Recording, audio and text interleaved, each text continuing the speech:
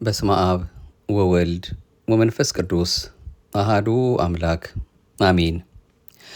እመቤታችን ንጽሕተ ንጹሐን ቅድስተ ቅዱሳን ድንግል ማርያም በታኅሳስ 3 ቀን በእናት በአባቷ ቤት 3 ዓመት ከቆየች በኋላ ቤተ መቅደስ የገባችበትን መታሰቢያ በዓል እናከብራለን። ኦርቶዶክሳዊት ተዋሕዶ ቤተክርስቲያናችንም ይህንኑ በዓል በታላቅ ክብር አማናዊቷ መቅደስ ወደ ቤተ መቅደስ የገባችበትን በዓል ታስባለች፣ ታከብራለች።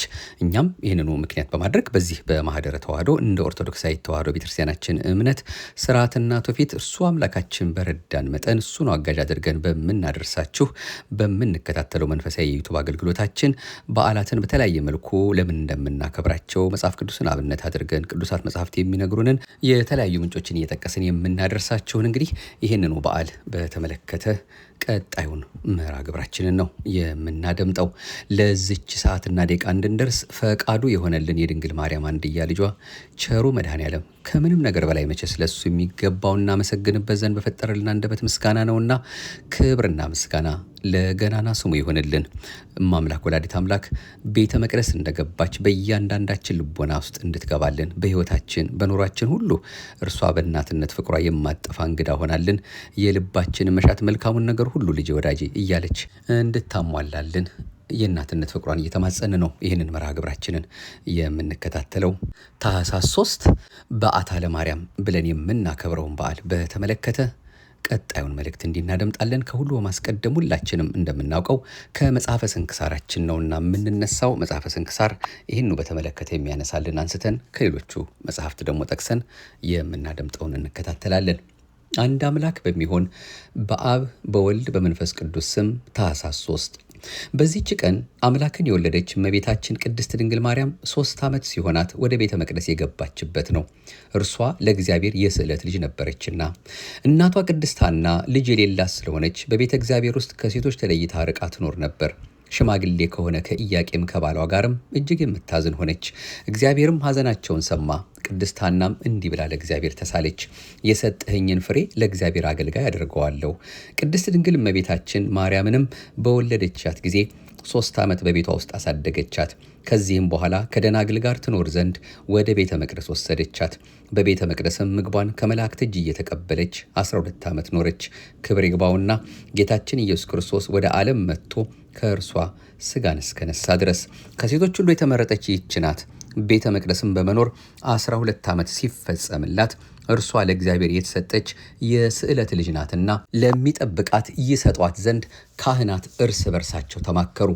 በሴቶች ላይ የሚደርስ በእርሷ ላይም ይደርስባታል ብለው ስለፈሩ በቤተ መቅደስ ውስጥ ይተዋት ዘንድ ለእነርሱ ትክክል መስሎ አልታያቸውም። ስለዚህም ሊጠብቃት ለሚገባው በእርሷ ላይ እጮኛ ሊያኖሩ ወደዱ። ከዚህም አስቀድሞ ሊቀ ካህናት ዘካርያስ እመቤታችን ቅድስት ድንግል ማርያምን ልጄ ማርያም ሆይ አንቺ እንዳደግሽና ለአካለ መጠን እንደደረስሽ እወቂ፣ ልትታጪ ትወጃለሽን? እግዚአብሔርን የሚፈራ መልካም የሆነ የተባረከ ጎልማሳ እንፈልግልሽን? ወይም በሕይወትሽ ዘመን ሁሉ በቤተ መቅደስ ተቀምጠሽ እግዚአብሔርን ልታገለግዩ የምትሺ ከሆነ በሴቶች ላይ የሚደርሰው በሚደርስብሽ ወራት ወደ ቤተ መቅደስ ደጅ ከመግባት ትጠበቂ ዘንድ በኦሪቱ የተጻፈውን የእርግማን ሥርዓት ባንቺ ላይ እንሰራለን አላት። ቅድስት ድንግል እመቤታችን ማርያምም እነሆ እኔ የእግዚአብሔር አገልጋዩ በፊታችሁ ነኝ። አባትና እናት የሉኝም። ስሙ ብሩክ ምስጉን ከሆነ ከእግዚአብሔር በታች በእናትና አባት ፈንታ እናንተ ናችሁና የእግዚአብሔርን ትእዛዝ እንደምታውቁ አድርጉ ብላ መለሰች። ካህናቱና ማኅበሩም ሁሉ ዘካርያስን ወደ ቤተ መቅደስ ገብተህ ስለዚች ብላቴና ማርያም ወደ እግዚአብሔር ጸልይ አሉት። ዘካርያስም ገብቶ ሲጸልይ በዚያን ጊዜ የእግዚአብሔር መልአክ ተገለጠለትና እንዲህ አለው፣ ዘካርያስ ወይ ወጥተህ ከዳዊት ወገን ሚስቶቻቸው የሞቱባቸውን ሁሉ ወንዶች ሰብስብ፣ የእያንዳንዱንም በትር ከስሙ ጋር ውሰድ። ወደ ቤተ መቅደስም በምሽት አግብተህ ወደ እግዚአብሔር ጸልይበት። በነጋ ጊዜም በትሮቻቸውን አውጣ። እግዚአብሔርም በበትሩ ላይ ምልክት ለገለጠልህ ለዚያ ሰው ማርያምን ተቀብሎ ሊጠብቃት ይገባዋል። ካህኑ ዘካርያስም ወጥቶ አንድነት ለተሰበሰቡት ሕዝብ የእግዚአብሔር መልአክ የነገረውን ነገራቸው። በዚያንም ጊዜ ከዳዊት ወገን ጎልማሳም ቢሆን ሽማግሌም ቢሆን ሚስቱ የሞተችበት ሁሉ በኢየሩሳሌም ወዳለ ቤተ መቅደስ ይሄድ እያሉ አዋጅን ዙረው የሚናገሩ በእስራኤል አገር ሁሉ ላከ። ከዳዊት ወገን የሆነ ጠራቢው ዮሴፍም በሰማ ጊዜ በትሩን ይዞ ከናዝሬት ወደ ኢየሩሳሌም ሄደ። ካህኑ ዘካርያስም የሁሉንም በትሮች ተቀብሎ ስማቸውን በላያቸው ጻፈ። ቁጥራቸውም 1985 ሆነ። ዘካርያስም በትሮችን ወደ ቤተ መቅደስ አስገብቶ ወደ እግዚአብሔር ጸለየ። እንዲሁም ሰዎች ሁሉ ከቤተ መቅደስ ውጭ ቆመው ይጸልዩ ነበር። ዘካርያስም ጸሎቱን በፈጸመ ጊዜ ለእያንዳንዱ በትራቸውን አውጥቶ ሰጠ። ጠራቢው ዮሴፍም በትሩን ሊቀበል በቀረበ ጊዜ ከእርሷ ነጭ ርግብ የመሰለች ተገለጠች። እየበረረችም ሄዳ በጠራቢው ዮሴፍ ራስ ላይ ተቀመጠች። ካህናቱና ሕዝቡ ሁሉ አይተው እጅግ አደነቁ። ምስጉን የሆነ እግዚአብሔርንም አመሰገኑት። ዘካርያስም ዮሴፍን ዮሴፍ ሆይ ከእግዚአብሔር የታዘዘ መልአክ እንደተናገረ ድንግል ማርያምን ወደ ቤትህ ወስደህ ጠብቃት አለው። ዮሴፍም ቅድስት ድንግል ማርያምን ከካህናት እጅ ተቀበላት፣ በእርሱም ዘንድ ኖረች። ከዚህም በኋላ የመላእክት አለቃ ገብርኤል ስለ እግዚአብሔር ልጅ ከእርሷ ሰው ሆኖ ስለመወለዱ በዮሴፍ ቤት አበሰራት። ለእግዚአብሔር ምስጋና ይሁን። እኛንም በአማላጅነቷ ይማረን፣ በረከቷም ከኛ ጋር ይኑር ለዘላለሙ አሜን። እንዲሁም በዚሁ መጽሐፈ ስንክሳር ላይ በዚህችም ቀን ይኸው ታኅሳስ 3 ማለት ነው የሊቀ መላእክት ፋኑኤል የበዓሉ መታሰቢያ ነው። ለእግዚአብሔር ምስጋና ይሁን። እኛንም በፋኑኤል አማላጅነት ይማረን፣ በረከቱም ከኛ ጋር ትኑር ለዘላለሙ አሜን። እንግዲህ በዚህ መልኩ ነው መጽሐፈ ስንክሳራችን ይህንን ታላቅ በዓል የነገረን ያስተማረን። ይህንኑ የሚያጠይቅ እንግዲህ ትንሽ ሰፋ አድርገን ደግሞ ከሌሎች ምንጮች እያመጣን አምላካችን የፈቀደልንን ይህንን ታላቅ በዓል ስለ ቤተሰቦቿ ማንነት፣ ስለ እሷ ስለ እመቤታችን ክብር የሚናገረውን ደግሞ ለማየት እንሞክራለን። በቅድሚያ የእመቤታችን አስተዳደግ ከሚለው እንነሳ። የእመቤታችን አስተዳደግን በተመለከተ የቤተ ክርስቲያን ታሪክ፣ ሐዋርያዊ ትውፊት፣ አዋልድ መጽሐፍትና የቅዱስ ያዕቆብ ድርሳን በሶስት ከፍለው ያስቀምጡታል። እነዚህም ከወላጆቿ ጋር 3 ዓመት የቆየችበት፣ በቤተ መቅደስ ለ12 ዓመታት ያህል የነበረችበትና በመጨረሻ በቤተ ዮሴፍ የቆየችባቸው ናቸው። ከቤተሰቧ ጋር የነበራት ቆይታ ቅድስት ሐና መልአኩ ልጅ እንደምትወልድ የምስራቹን በነገራት ጊዜ ወንድም ይሁን ሴት ልጅ የምወልድ ከሆነ ለጌታዬ ለፈጣሪ እንደ ስጦታ አመጣለሁ አቀርባለሁ በማለት እንደተሳለች ቅዱስ ያዕቆብ ጽፎልናል። ቅድስት ሐናም ጸነሰች። ወራቷ በተፈጸመ ጊዜ ሴት ልጅ ወለደች። ስሟንም ማርያም በማለት ጠራቻት። ቅድስት ሐናም እመቤታችንን በወለደቻት በ6 ወሯ በእግሯ እንድትራመድ ማለማመድ እንደጀመረች ጸሐፊው ቅዱስ ያዕቆብ ይነግረናል። ቅድስት ሐና ሕፃኗን እመቤታችንን በንጽህናና በእንክብካቤ ያሳደገቻት። እመቤታችን 1 ዓመት በሞላት ጊዜ አባቷ ቅዱስ ኢያቄም የኦሪት ካህናትን፣ ጸሐፍትንና ሽማግሌዎችን እንዲሁም በአካባቢው የሚኖሩትን የእስራኤልን ሕዝቦች በመጥራት ታላቅ በዓል አደረገ። ቅዱስ ኢያቄምም ሕፃኗን ለካህናቱ በማምጣት አቀረበላቸው። ካህናቱም የአባቶቻችን አምላክ እግዚአብሔር ሆይ ይህችን ሕፃን ባርካት፣ በልጅ ልጅ የሚጠራ ለዘላለም የማይጠፋ ስም ስጣት በማለት ሲባርኳት በዚያ የነበሩ ሰዎች ይሁን ይሁን አሜን ይሉ ነበር። ከዚያም አባቷ ለሊቀ ካህኑ ወስዶ ሰጣቸው። ሊቃነ ካህኑን በተራቸው ኃያሉ አምላክ ሆይ ይህችን ብላቴና ተመልከት፣ ለዘላለም በሚሆነው በረከትህ በሚቻል መጠን ባርካት በማለት ከባረኳት በኋላ ቅድስት ሐና ሕፃኗን በመውሰድ ጡቷን እንዳጠባቻት ቅዱስ ያዕቆብ ግሩም በሆነ አገላለጽ ይተርክልናል። ሕፃኗ ማርያምም ዕድሜዋ 2 ዓመት በሞላት ጊዜ አባቷ ቅዱስ ኢያቄም ሚስቱን በስዕለታችን መሰረት ለቤተ እግዚአብሔር ወስደን እናስረክብ በማለት ሲነግራት ቅድስት ሐና 3 ዓመት እስከሚሞላት ድረስ ከኛ ጋር ትሁን በማለቷ ምክንያት በዚህ ተስማምተው 3 ዓመት እስኪሞላት ድረስ ከቤተሰቧ ጋር እንደቆየች የቅዱስ ያዕቆብ ድርሳን ይመሰክራል። በአጠቃላይ እመቤታችን በወላጆቿ በቅድስት ሐናና በቅዱስ ኢያቄም እንክብካቤና ክትትል ለ3 ዓመታት ያህል ከእነርሱ ጋር እንደነበረች የቤተ ክርስቲያን መረጃዎች ምስክርነትን ይሰጣሉ። ሁለተኛው ያየነው ወይም ደግሞ ከላይ የተጠቀሰው በእግዚአብሔር ቤተ መቅደስ ውስጥ ማደጓ የሚለው ነው። በቤተ መቅደስ ቅዱስ ኤፍሬም በውዳሴ ማርያም ድርሰቱ የማትፈርሽ መቅደስ በማለት ይጠራታል። ቅዱስ ቄርሎስም እንዲሁም የማትፈርሽ መቅደስ ቦታ ለማይወስነው መኖሪያው ነሽ በማለትም ጠቅሷታል። ይህች እውነተኛ መቅደስ ናት ወደ ቤተ መቅደስ የገባቸው። ቅዱስ ያዕቆብ የጌታ ወንድም እመቤታችን ወደ ቤተ መቅደስ የገባችበት ሁኔታ እንዲህ በማለት ይተርክልናል። ልክ ዕድሜዋ 3 ዓመት በሞላ ጊዜ ቅዱስ ኢያቄም እንዲህ አለ። ነውር ነቀፋ የሌለባቸውን የዕብራውያን ልጃገረዶችን ጥሯቸውና እያንዳንዳቸው መብራት ይውሰዱ። ሕፃኗ ወደ ኋላ እንዳትዞር ልጃገረዶቹ ከበራው መብራታቸው ጋር ይቆሙ። ልቦናዋ በእግዚአብሔር ቤተ መቅደስ ይማረክ ዘንድ እነሱም ወደ እግዚአብሔር ቤተ መቅደስ እስከሚወጡ ድረስ ይህን አደረጉ። ካህኑም ሕፃኗን በመቀበል ሳማት። ጌታ ስምሽ በሁሉም ዘንድ በሁሉም ትውልዶች ውስጥ የተገለጠ ያድርግሽ፣ በአንቺ የእስራኤል ልጆች መድኃኒት ወይም አዳኝ የተገለጠ ይሁን እያለ ባረካት ይላል። ቅድስት ሐናና ቅዱስ ኢያቄም የሕፃኗ ወደ እነርሱ ሳትመለከት ወደ ሌሎቹ ሕፃናት በመሄዷ ምክንያት ወደ ቤታቸው በደስታ ተመለሱ። እመቤታችንም በእግዚአብሔር ቤተ መቅደስ ውስጥ ሳለች ምግቧን ከመልአኩ ዘንድ ታገኝ እንደነበረ ቅዱስ ያዕቆብ ጽፎልናል። እንደዚህ ያለ ታሪክ ከመጽሐፍ ቅዱስ ውስጥ ምሳሌ በማምጣት ማየት እንችላለን። ነቢየ እግዚአብሔር ኤልያስ ለ3 ዓመት ከ6 ወር በዮርዳኖስ ትይዩ ባለው በኩራት ፈፋ በተቀመጠባቸው ዘመናት ውስጥ ምግቡን ያመጡለት የነበሩት ቁራዎች እንደነበሩ ተጽፏል። አንደኛ ነገሥት ምዕራፍ 17። ከዚህም ባለፈ ለዚህ ታላቅ ነቢይ የእግዚአብሔር መልአክ የሚመግበውን ወይም የሚመገበውን ምግብና የሚጠጣውን መጠጥ ይዞ እንዳመጣለትም ተጽፎ እናገኛለን። በዚሁ በአንደኛ ነገሥት 19 ቁጥር 4 እግዚአብሔር ወዳጆቹን ስለማይዘነጋ እርሱ በወደደው መንገድ መመገብ እንደሚችል ያመለክታል። እመቤታችንንም ሰማያዊ ህብስት፣ ሰማያዊ መጠጥን ትመገብ የነበረው በእግዚአብሔር መልአክ አማካኝነት ነበር ብሎ ማስተማር ከመጽሐፍ ቅዱስ ጋር የሚስማማ መሆኑን መረዳት ይገባል። እመቤታችን ወደ ቤተ መቅደስ ከመግባቷ በፊት ለእርሷ ምሳሌዎች የነበሩ 5ቱ ነዋያተ ቅድሳት ለእግዚአብሔር አገልግሎት ከተመረጡበት ስራ በስተቀር ለሌላ አገልግሎት አልዋሉም ነበር። እነዚህ 5ቱ ነዋያተ ቅድሳት የኖሩት በቤተ መቅደስ በመሆናቸው አማናዊቷ እመቤት ስለ እርሷ የተመሰሉትን ምሳሌዎች አማናዊ ለማድረግ በቤተ መቅደስ ውስጥ ኖራለች። ለእመቤታችን በምሳሌነት ያገለገሉት እነዚህ 5ቱ ነዋያተ ቅድሳት መሶበ ወርቅ፣ ተቋም፣ ማዕጠንት፣ ታቦትና በትረ አሮን ናቸውና በቀጥታ ከእመቤታችን ጋር ግንኙነት እንዳላቸው ቅዱስ ኤፍሬም በውዳሴ ማርያም በዕለተ እሁድ ድርሰቱ ላይ በሚገባ ተንትኗቸዋል። ለእርሷ አምሳል መርገፍ የነበሩትን እነዚህ ነዋያተ ቅድሳት ለእግዚአብሔር አገልግሎት የተለዩ በመሆናቸው በቤተ መቅደስ ውስጥ ብቻ መቀመጥ የሚገባቸው ነበሩ። እነዚህን በቤተ መቅደስ ውስጥ አስቀምጦ አማናዊቷን የምሳሌዎቹ ፍቺ የሆነችውን እመቤታችንን ከቤተ መቅደስ ማስወጣት እንዴት ይቻላል?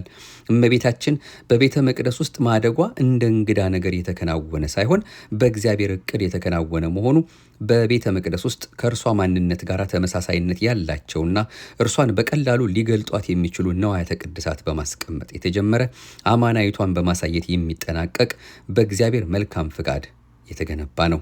እነዚህ 5ቱ ነዋያተ ቅድሳት ከእመቤታችን ጋር ያላቸውን ተዛማጅነት በተመለከተ በሁለቱ ኪዳናትና ተአምርና መጽሐፍ ቅዱስ በተባሉ መጽሐፍት ውስጥ ስለምናገኘው እነዚያን መመልከት ብቻ ይበቃል። በአጠቃላይ እመቤታችን በቤተ መቅደስ ውስጥ ለ12 ዓመታት ያህል እንደኖረች ቅዱስ ያዕቆብ በመጽሐፉ ላይ ገልጦታል። እንግዲህ ከዛ በኋላ ያለው እመቤታችን ከቤተ መቅደስ ከወጣች በኋላ በቤተ ዮሴፍ ውስጥ የነበራትን ቆይታ የሚያሳይ ነው። ይህንን ከጌታችን ልደት አስቀድሞ ባለው በብስራተ ገብርኤል ጊዜ መለስ ብለን ልናየው እንችላለን።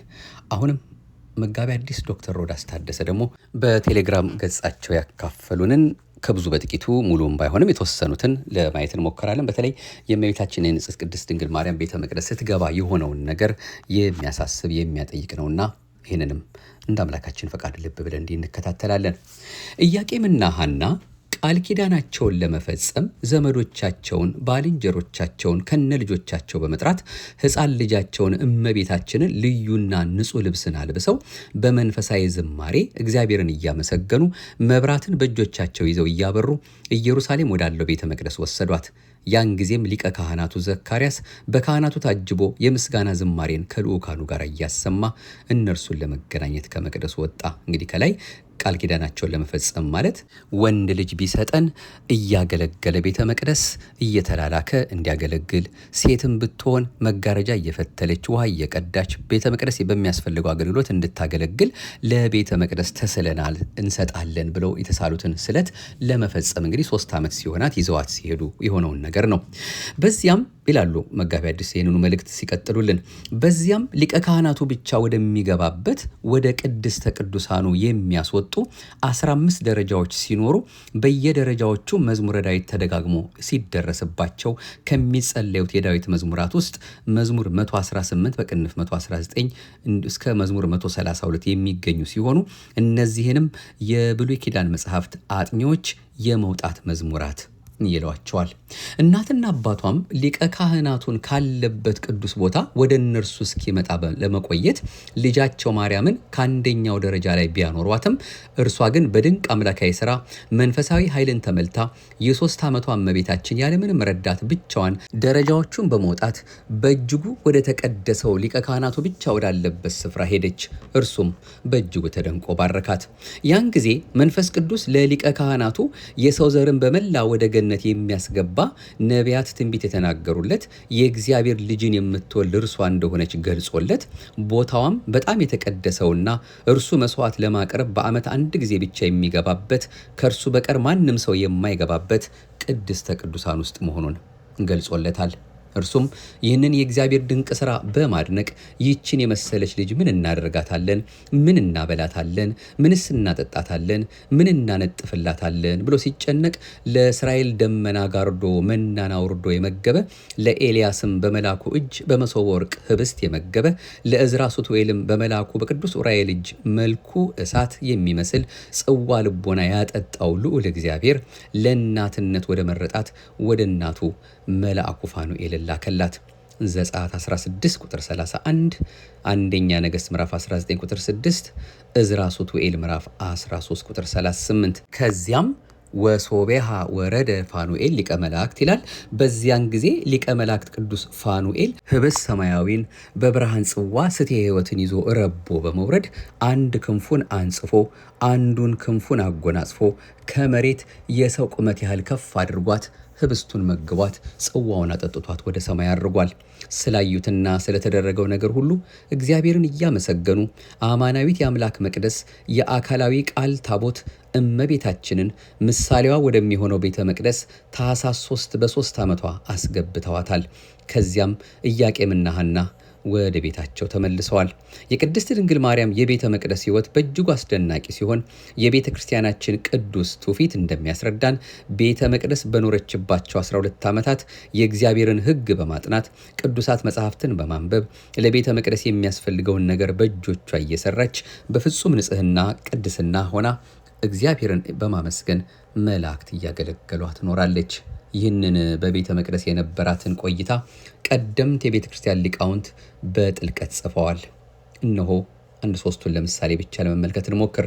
አንደኛ አባ ጽጌ ድንግልና አባ ገብረ ማርያም ዘደብረ ሐንታ በማህሌተ ጽጌ ድርሰታቸው እንዲህ አሉ። ማርያም የሐናን ወተት እየጠባሽ ወደ ቤተ መቅደስ በገባሽ ጊዜ ያገኘሽ ብቸኝነት ያሳዝነኛል።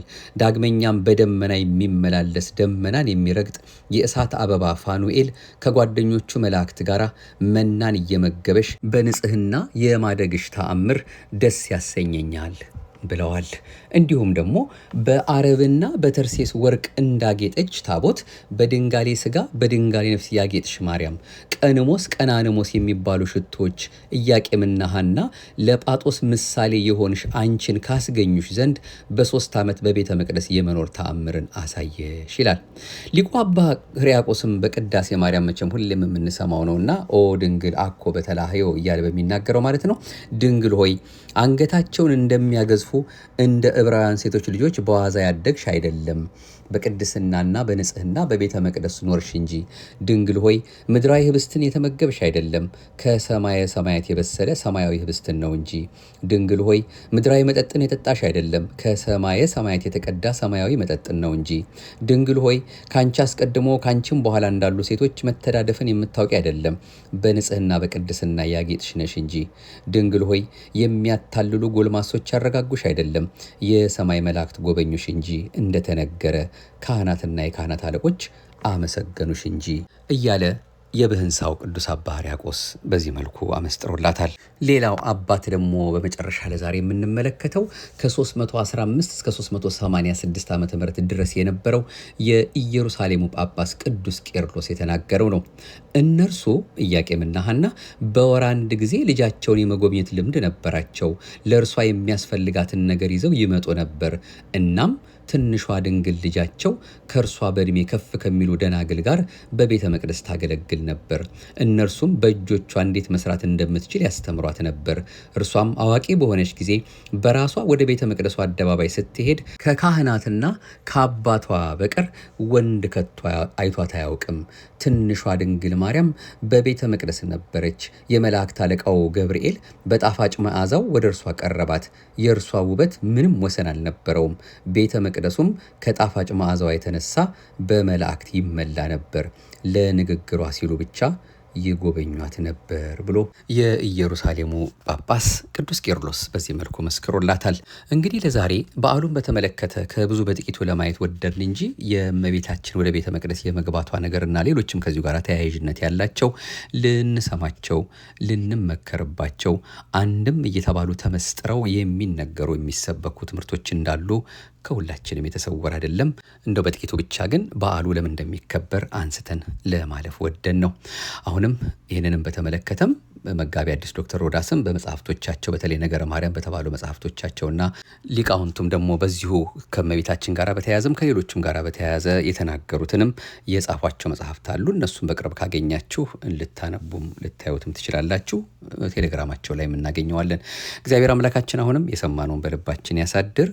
መብርሃን ወላዲት አምላክ እንደ አይነ ጥቅሻ የሚደርሰው ጸሎታ ዘወትር የማይለየን ምክንያተ ድኅን የሆነችን እሷ ቃል ኪዳኗ ከክፉ የጠበቀን በበረከት የሚያኖረን ነውና አሁንም በሕይወታችን በኑሯችን በመንገዳችን ሁል ጊዜም ቤተ መቅደስ እንደገባች በእኛ ሕይወትም እንድትገባልን እሷ እንድታጣፍጥልን፣ የመረረው እንድታጣፍጥልን፣ የጎበጠው እንድታቃናልን፣ የተዝረከረከው እንድታስተካክልልን፣ የጎደለውን እንድትሞላልን በአማላጅነቷ እንዳትለየን አሁንም በረከቷ ከሁላችን ጋር እንዲሆንልን የልጇ የወዳጇ የመድኃኔዓለም ፈቃድ የእሷ የእናታችን የመብርሃን አማላጅነቷ ከሁላችን ጋር ይሁን። ኢያቄም ወሐና እናት አባትሽ ቤተ እግዚአብሔር ወስደው ስለት የሰጡሽ መና ከሰማያት የወረደልሽ እጹብ ድንግል የሆንሽ ማርያም አንቺ ነሽ። ኦ እመ ክርስቶስ ማርያም አንቺ ነሽ። ኦ እመ ክርስቶስ ማርያም አንቺ ነሽ። ኢያቄም ወሐና እናት አባትሽ ቤተ እግዚአብሔር ወስደው ስለት የሰጡሽ መና ከሰማያት የወረደልሽ እጹብ ድንግል የሆንሽ ማርያም አንቺ ነሽ። ኦ እመ ክርስቶስ ማርያም አንቺ ነሽ። ኦ እመ ክርስቶስ ማርያም አንቺ ነሽ። ኦ እመ ክርስቶስ ማርያም አንቺ ነሽ። ኦ የክርስቶስ እናት ማርያም አንቺ ነሽ። በቅድስና በንጽህና ተጠብቀሽ በቅድስና በንጽህና ተጠብቀሽ እመቤታችን ቤተ መቅደስ ኖርሽ። እመቤታችን ቤተ መቅደስ ኖርሽ። በንጽህና በቅድስና ተጠብቀሽ በንጽህና በቅድስና ተጠብቀሽ እመቤታችን ቤተ መቅደስ ኖርሽ። እመቤታችን ቤተ መቅደስ ኖርሽ። ንጽሕተ ንጹሐን ከዊና ከመ ታቦተ ዶር ዘሲና ውስተ ቤተ መቅደስ ነበረት በድንግልና ነበረት ንጽሕተ ንጹሐን ከዊና ከመ ታቦተ ዶር ዘሲና ውስተ ቤተ መቅደስ ነበረት በድንግልና ነበረት ሲሳያ ህብስተ መናአ ወስቴሃኒ ስቴ ጽሙና ሲሳያ ህብስተ መናአ ወስቴሃኒ ስቴ ጽሙና ንጽሕተ ንጹሐን ከዊና ከመ ታቦተ ዶር ዘሲና ውስተ ቤተ መቅደስ ነበረት በድንግልና ሲሳያ ህብስተ መና ወስቴሃኒ ስቴ ጽሙና ከንጹሐንም ንጹሕ ሆና በሲና እንደነበረችው ታቦት በድንግልና በቤተ መቅደስ ውስጥ ኖረች።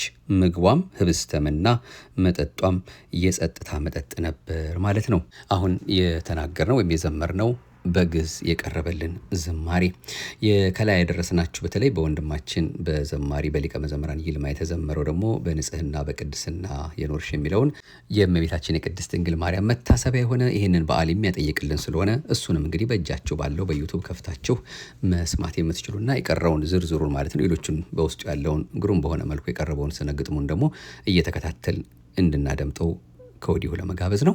እግዚአብሔር አምላካችን ስለነበረን ጊዜ ስሙ የከበረ የተመሰገነ ይሁን። አሁንም የእናታችን የመብርሃን ጣዕሟ፣ ፍቅሯ፣ ረድኤቷ፣ በረከቷ ሀገራችን ኢትዮጵያን ከጥፋት እንዲሰውርልን፣ ሕዝቦቿን በፍቅር በመተሳሰብ ከዓይነ ሞት ሰውሮ ከችግር ከመከራ ሰውሮ እንዲያኖርልን፣ አማላጅቱ እንዳትለየን እንድትደርስልን ፈጥና እንድትደርስልን አሁንም የእናትነት ፍቅሯ እንዳይለየን ፈቃዷ ይሁንልን።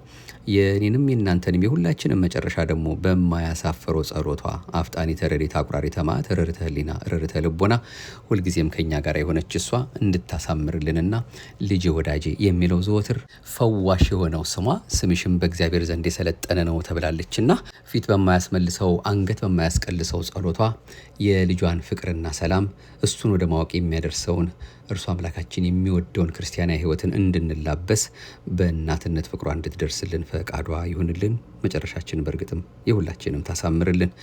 ይቆየን። በቀጣዩ ትንቢተ ኢሳይያስን ካቆምንበት በመቀጠል እንቀጥላለን። መቼስ ያው በዚህ በነቢያት ጾም ውስጥ ነው ያለነው። ከነቢያት ደግሞ አንዱ የሆነውን አበይት ነቢያት ከተባሉት የትንቢተ ኢሳይያስን 66 ምዕራፎችን እናነባለን ብለን ጀምረን በሁለት ክፍሎች 13 ምዕራፍን አንብበናል። ከ14ኛው ቀጥሎ ያለውን ክፍል 3ን ደግሞ መድኃኔዓለም እድሜውን ያበድረን በቀጣዩ የምንመለከተው ይሆናል። የተባረከ በዓል ያድርግልን። አማላጅቱ ከሁላችን ጋር ትሆንልን። ሰላም እግዚአብሔር ከሁላችን ጋር ይሁን። አቤቱ አንተን መፍራትን በልቦናችን በጎ አምልኮትንም በህሊናችን ጨምር። የቀጠሮ ሰዎች ይበለን። መቼስ ሰብስክራይብ አድርጉ፣ ላይክ፣ ሼር አድርጉ የሚባለውም ለእናንተ መንገር አያስፈልግም። እናንተው ራሳችሁን እንደ እግዚአብሔር ፈቃድ ለሚያደምጡ ሁሉ ማዳረሳችሁን እንዳትረሱብን ከወዲሁ በመጠቆም ነው ለዛሬም ይህን መርሃ ግብራችንን ለጊዜው ገታ የምናደርገው። የቀጠሮ ሰዎች ይበለን። የዛሬውን መልእክቶቻችን ያገኘነው ከመጽሐፈ ስንክሳር እንዲሁም ቅድስት ድንግል ማርያም በጥንታዊቷ ቤተክርስቲያን አበው ትምህርት በሚል በተለይ ነገረ ማርያምን የቀደምት አበው ትምህርት፣ አዋልድ መጽሐፍት፣ መጽሐፍ ቅዱስ፣ ሐዋርያዊ ትውፊት፣ የቤተ ክርስቲያን ታሪክን ያካተተ መጽሐፍን ማጣቀሻ አድርገን ነው በመምህር ጌታቸው ዲቢቶ ተጽፎ ከነበረው ወደ እናንተ ያመጣ ነው። እንዲሁም ከመጋቢ ሐዲስ ዶክተር ሮዳስ ታደሰ ቴሌግራም ላይም እንደማከያ አድርገን ይህንኑ ወደ እናንተ አመተናል። እግዚአብሔር አምላካችን ለነዚህ ሁሉ በእውነት ቸርነቱና ምሕረቱን አብዝቶ የሕይወትን ቃል እንዲያሰማልን እንዲህ ስለ ቅዱስ ቤተክርስቲያናችን የሚመሰክሩ የሚናገሩላት አንድም ብለው ጽፈው ለኛ ለሕይወታችን ለመንገዳችን ለቅዱስ ቤተክርስቲያናችን አስተምሮ ተጠንቅቀው ጽፈው የሚሰጡንን ወንድሞችን አባቶችን እሱ በቸርነቱ እንዲጠብቅልን በእድሜ በጸጋ እንዲያቆይልን ፈቃዱ ይሁንልን። አሜን። ይቆየን። ክብር ምስጋና ይሁን ለአብ፣ ክብር ምስጋና ይሁን ለወልድ፣ ክብር ምስጋና ይሁን ለመንፈስ ቅዱስ ዛሬም ዘወትርም ለዘላለሙ አሜን።